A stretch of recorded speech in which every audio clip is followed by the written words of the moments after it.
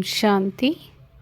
17 नवंबर 1969 बाबा के अव्यक्त मधुर महावाक्य। मुरली का टाइटल फर्श से अर्श पर जाने की युक्तियाँ। बाबा कहे, यहाँ भट्ठी में किस लिए आए हो? देह में रहते विदेही हो रहने के अभ्यास के लिए। जब से यहाँ पांव रखते हो तब से ही यह स्थिति होनी चाहिए। जो लक्ष्य रखा जाता है उसको पूर्ण करने के लिए अभ्यास और अटेंशन चाहिए। बाप दादा हर एक को नई बात के लिए ही बुलाते हैं। अधर कुमारों को विशेष इसलिए बुलाया है, पहले तो अपना जो गृहस्थ व्यवहार बनाया है उसमें जो उल्टी सीढ़ी चढ़ी है उस उल्टी सीढ़ी से नीचे उतारने के लिए बुलाया है, और उल्टी सीढ़ी से उतारकर फिर किस में चढ़ाना है? अर्श से फर्श पर, फिर फर्श से अर्श पर। उल्टी सीढ़ी का कुछ ना कुछ जो ज्ञान रहता है उस ज्ञान से अज्ञानी बनाने के लिए, और जो सत्य ज्ञान है उसकी पहचान देकर ज्ञान स्वरूप बनाने के लिए बुलाया है। पहले उतारना है फिर चढ़ाना है। जब तक पूरे उतरे नहीं हैं तो चढ़ भी नहीं सकते। सभी बातों में अपने को उतारने के लिए तैयार हो। कितनी बड़ी सीढ़ी से उतरना है, उल्टी सीढ़ी कितनी लंबी है। अभी तक जो पुरुषार्थ किया है उसमें समझते हो कि पूरी ही सीढ़ी उतरे हैं कि कुछ अभी तक उतर रहे हो।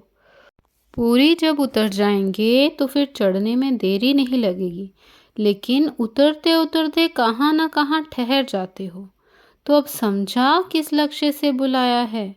63 जन्मों में जो कुछ उल्टी सीढ़ी चढ़े हो वह पूरी ही उतरनी पड़े, फिर चढ़ना भी है। उतरना सहज है व चढ़ना सहज है। उतरना सहज है व उतरना भी मुश्किल है। अभी आप जो पुरुषार्थ कर रहे हो वह उतर कर चढ़ने का कर रहे हो कि सिर्फ चढ़ने का कर रहे हो? कुछ मिटा रहे हो, कुछ बना रहे हो, दोनों काम चलता है ना। आपको मालूम है लास्ट पौड़ी माना सीढ़ी कौन सी उतरनी है। इस देह के भान को छोड़ देना है। जैसे कोई शरीर के वस्त्र उतारते हो तो कितना सहज उतारते हो, वैसे ही यह शरीर रूपी वस्त्र भी सहज उतार सको और सहज ही समय पर धारण कर सको। सबको यह अभ्यास पूर्ण रीति से सीखना है। लेकिन कोई कोई का यह देहाभिमान क्यों नहीं टूटता है? यह देह का चोला क्यों सहज नहीं उतरता है? जिसका वस्त्र तंग टाइट होता है तो उतार नहीं सकते हैं। यह भी ऐसे ही है। कोई ना कोई संस्कारों में अगर यह देह का वस्त्र चिपका हुआ है अर्थात तंग है, टाइट है, तब उतरता नहीं है। नहीं तो उतारना, चढ़ाना व यह देह रूपी वस्त्र छोड़ना और धारण करना बहुत सहज है। जैसे कि स्थूल वस्त्र उतारना और पहनना सहज होता है। तो यही देखना है कि यह देह रूपी वस्त्र किस संस्कार से लटका हुआ है। जब सभी संस्कारों से न्यारा हो जाएंगे तो फिर अवस्था भी न्यारी हो जाएगी। इसलिए बाप दादा भी कई बार समझाते हैं कि सभी बातों में इजी रहो। जब खुद सभी में इजी रहेंगे तो सभी कार्य भी इजी होंगे। अपने को टाइट करने से कार्य में भी टाइटनेस आ जाती है। वैसे तो जो इतने समय से पुरुषार्थ में चलने वाले हैं उनको अब बहुत ही कर्तव्य में न्यारापन आना ही चाहिए। अभी इस भट्ठी में जो भी टाइटनेस है वह भी, और जो कुछ उल्टी सीढ़ी की पौड़ियाँ रही हुई हैं वह उतारना भी, और फिर लिफ्ट में चढ़ना भी। लेकिन लिफ्ट में बैठने के लिए क्या करना पड़ेगा? लिफ्ट में कौन बैठ सकेंगे? बाप के लिए सारी दुनिया में लायक बच्चे ही श्रेष्ठ सौगात हैं। तो लिफ्ट में चढ़ने के लिए बाप की गिफ्ट बनना और फिर जो कुछ है वह भी गिफ्ट में देना पड़ेगा। गिफ्ट देनी भी पड़ेगी और बाप की गिफ्ट बनना भी पड़ेगा, तब लिफ्ट में बैठ सकेंगे। समझा? अभी देखना है दोनों काम किए हैं। गिफ्ट भी दी है और गिफ्ट बने भी हैं। गिफ्ट को बहुत संभाला जाता है और गिफ्ट को शो केस में सजा कर रखते हैं। जैसी जैसी गिफ्ट वैसी वैसी शो केस में आगे आगे रखते हैं। आप सभी भी अपने आप को ऐसी गिफ्ट बनाओ जो लिफ्ट भी मिल जाए और इस सृष्टि के शोकेस में सभी से आगे जाओ। तो शोकेस में सभी से आगे रहने के लिए अधर कुमारों को दो विशेष बातों का ध्यान में रखना पड़ेगा। शोकेस में चीज़ रखी जाती है, उसमें क्या विशेषता होती है? अट्रैक्टिव। एक तो अपने को अट्रैक्टिव बनाना पड़ेगा और दूसरा एक्टिव। यह दोनों विशेषताएं खास अधर कुमारों को अपने में भरनी है। यह दोनों गुण आ जाएंगे तो फिर और कुछ रहेगा नहीं। कहाँ कहाँ एक्टिव बनने में कमी देखने में आती है, तो इस भट्ठी से विशेष कौन सी छाप लगा कर जाएंगे? यही दो शब्द सुनाया, अट्रैक्टिव और एक्टिव। अगर यह छाप लगा कर जाएंगे तो आपकी एक्टिविटी भी बदली होगी।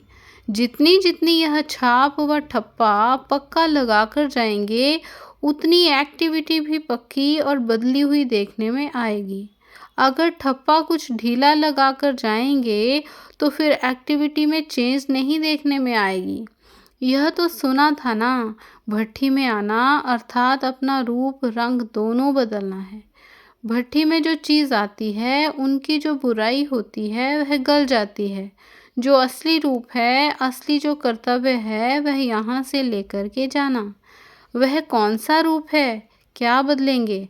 अभी रंग बदलते रहते हैं, फिर एक ही रंग पक्का चढ़ जाएगा, जिसके ऊपर और कोई रंग नहीं चढ़ सकता, और जिस रंग को कोई मिटा नहीं सके और ना मिट सके, ना और कोई रंग चढ़ सके। सभी बातों में एक्टिव होना है।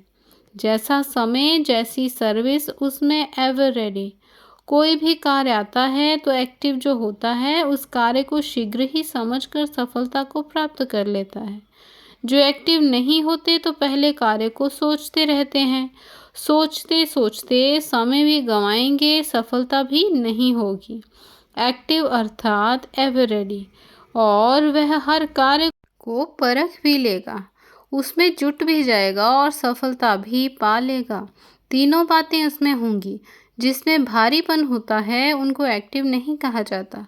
पुरुषार्थ में भारी, अपने संस्कारों में भारी, उनको एक्टिव नहीं कहा जाएगा। एक्टिव जो होगा वह एवर रेडी और इजी होगा। खुद इजी बनने से सब कार्य भी इजी, पुरुषार्थ भी इजी हो जाता है। खुद इजी नहीं बनते तो पुरुषार्थ और सर्विस दोनों इजी नहीं होते। मुश्किलातों का सामना करना पड़ता है। सर्विस मुश्किल नहीं, लेकिन अपने संस्कार, अपनी कमज़ोरियाँ मुश्किल के रूप में देखने में आती हैं। पुरुषार्थ भी मुश्किल नहीं, अपनी कमज़ोरियाँ मुश्किल बना देती हैं।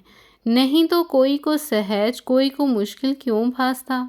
अगर मुश्किल ही है तो सभी को सभी बातें मुश्किल हों, लेकिन वही बात कोई को मुश्किल, कोई को सहज क्यों?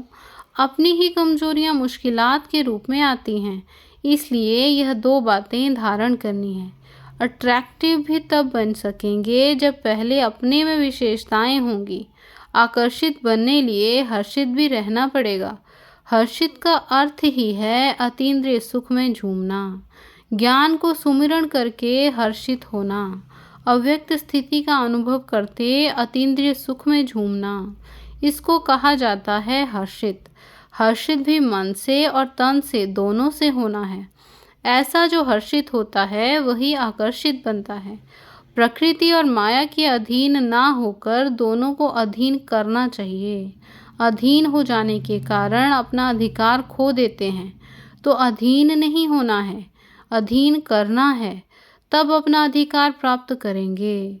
और जितना अधिकार प्राप्त करेंगे उतना प्रकृति और लोगों द्वारा सत्कार होगा। तो सत्कार कराने लिए क्या करना पड़ेगा? अधीनपन छोड़कर अपना अधिकार रखो। अधिकार रखने से अधिकारी बनेंगे, लेकिन अधिकार छोड़ करके अधीन बन जाते हो।